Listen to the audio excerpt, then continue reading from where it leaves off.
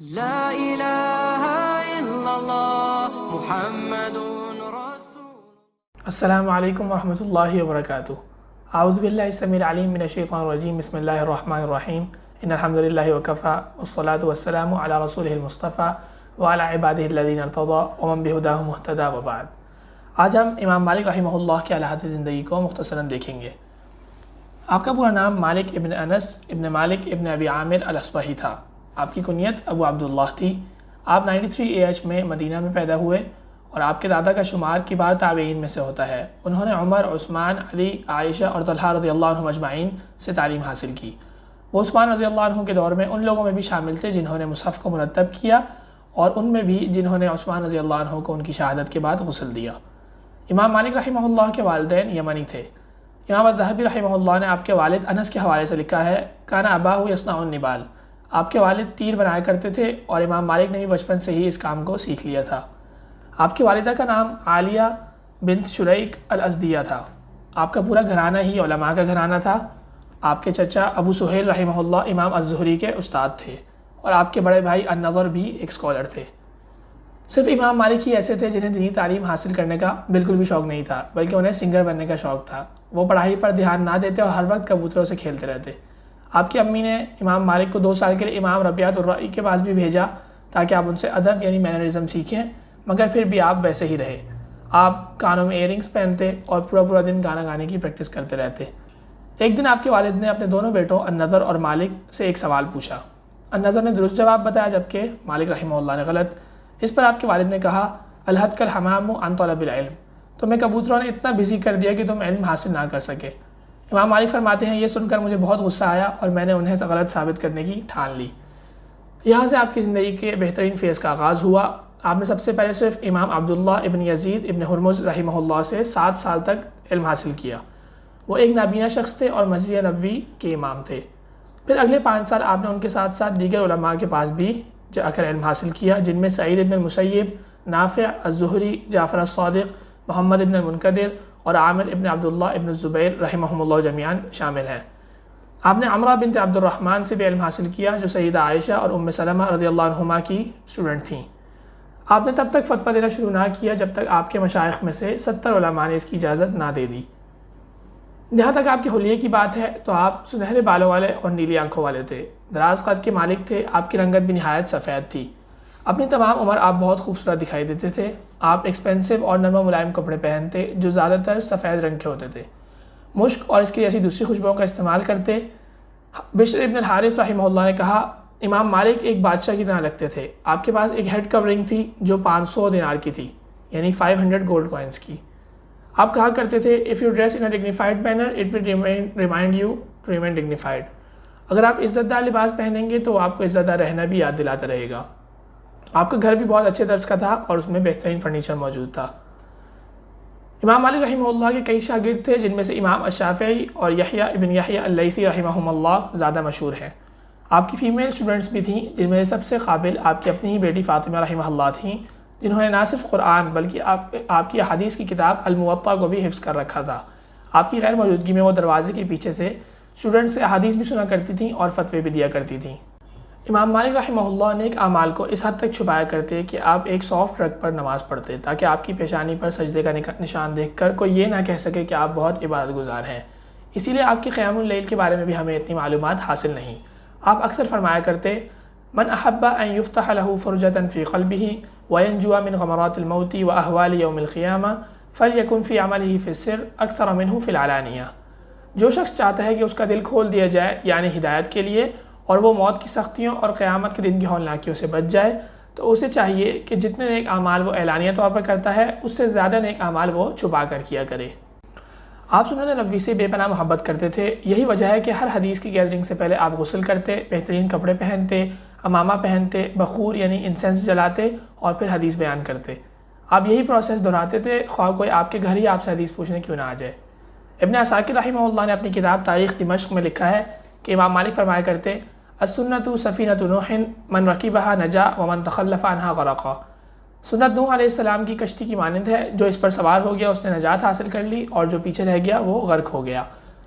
امام مالک رحمہ اللہ بہت اچھے آداب کے مالک تھے۔ عبد الرحمن ابن القاسم رحمہ اللہ جو آپ کے شاگرد ہیں، انہوں نے فرمایا میں امام مالک کے پاس 20 سال تک رہا۔ 1 سال میں نے آپ سے علم حاصل کیا اور باقی 19 سال میں نے آپ کے ادب سے سیکھا۔ جب میں مصر واپس گیا تو میں خواہش کیا کرتا تھا کہ کاش میں نے پورے 20 سال ہی آپ کا ادب سیکھنے میں صرف کر دیے ہوتے۔ امام مالک اسٹرانگ ڈیمینر یا اسٹرانگ پریزنس کے مالک تھے، یعنی آپ کی بارو پرسنالٹی تھی۔ اسے عربی میں ہیبہ کہا جاتا ہے۔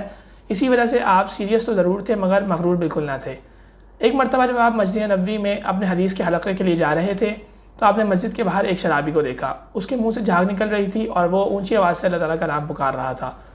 آپ اس کے پاس گئے، اپنے قیمتی جبے کی سلیو سے اس کا منہ صاف کیا، اس کو اپنے کندھوں پر اٹھایا اور اس کے گھر لے گئے۔ وہاں پہنچ کر امام مالک نے اسے صاف کیا اور ایک نریشن کے مطابق اس کے لیے کھانا بھی تیار کیا۔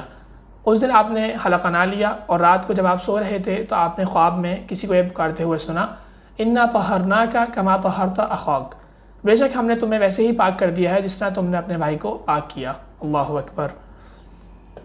امام مالک رحمہ اللہ فتویٰ دیتے وقت بہت احتیاط برتتے۔ آپ کے شاگرد سعید ابن سلیمان رحمہ اللہ نے کہا، قلما سمعت مالکا رحمہ اللہ یفتی بشیء الا تلا هذه الآیہ، میں نے بہت کم ہی امام مالک کو فتویٰ دیتے ہوئے سنا مگر یہ کہ آپ اس آیت کی تلاوت کرتے، ان نظن الا ظنا وما نحن بمستيقنین، بلا شبہ ہم تو اسے بس ایک گمان خیال کرتے ہیں اور ہمیں اس بات پر مکمل یقین نہیں ہے۔ اگر آپ کو کوئی بات معلوم نہ ہوتی تو آپ اپنی طرف سے اس کا جواب نہ دیا کرتے۔ ایک مرتبہ ایک آدمی المغرب یعنی موراکو سے آپ سے 40 سوالات پوچھنے آیا۔ آپ نے ان میں سے صرف 4 کا جواب دیا اور باقی 36 کے بارے میں کہا لا ادری، یعنی یہ میں نہیں جانتا۔ یہ الفاظ آپ نے اپنے استاد ابن ہرمز رحمہ اللہ سے سیکھے تھے اور ابن عمر رضی اللہ عنہما کا بھی یہی اسلوب تھا۔ اس آدمی نے کہا میں واپس جا کر اپنے لوگوں سے کیا کہوں گا؟ تو آپ نے فرمایا ان سے کہہ دینا کہ امام مالک نے کہا انہیں ان سوالات کے جواب نہیں معلوم۔ آپ کی سب سے مشہور کتاب الموطا ہے جسے آپ نے 40 سال کے عرصے میں کمپائل کیا۔ یہ حدیث کی کتاب کے ساتھ ساتھ فقہ کی بھی کتاب ہے کیونکہ اس میں صحابہ اور تابعین کے اقوال بھی موجود ہیں۔ اس کے نام کے بارے میں خود امام مالک رحمہ اللہ فرماتے ہیں، ارسطو کتابی هذا على 70 فقیہا من فقہاء المدینہ فکلہم واطأنی علیہ فسمیتہ الموطا، میں نے اس کتاب کو مدینہ کے فقہاء میں سے 70 فقہاء کے سامنے پیش کیا اور وہ سب اس کی صحت پر متفق ہو گئے، اس لیے میں نے اس کا نام دا ایگریڈ اپون رکھ دیا۔ ایسا معلوم ہوتا ہے کہ یہ وہی 70 علماء تھے جنہوں نے آپ کو فتویٰ دینے کی بھی اجازت دی تھی۔ امام مالک رحمہ اللہ کی سند کو السلسلۃ الذہبیہ یعنی دی گولڈن چین کے نام سے محدثین کے ہاں جانا جاتا ہے۔ امام البخاری رحمہ اللہ نے فرمایا اصح الاسانید مالک عن نافع عن ابن عمر، احادیث کی اسناد میں سے سب سے صحیح ترین سند یا چین آف نیریشن وہ ہے جس میں امام مالک رحمہ اللہ نے نافع رحمہ اللہ سے اور نافع نے ابن عمر رضی اللہ عنہما سے روایت کیا۔ یہ سند الموطا میں 80 ٹائمز پائی جاتی ہے۔ سنن الترمذی میں روایت مذکور ہے، حدثنا الحسن بن الصباح البزار واسحاق بن موسیٰ الانصاری قال حدثنا سفیان بن عیینۃ عن ابن جریج عن ابی الزبیر عن ابی صالح عن ابی ہریرہ روایتاً۔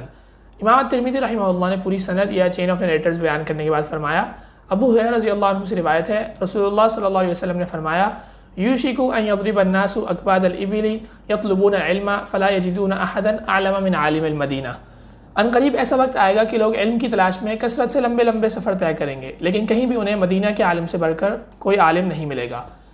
علماء کی اکثریت نے اس حدیث کو صحیح قرار دیا ہے اور اس سے مراد امام مالک رحمہ اللہ کو لیا ہے۔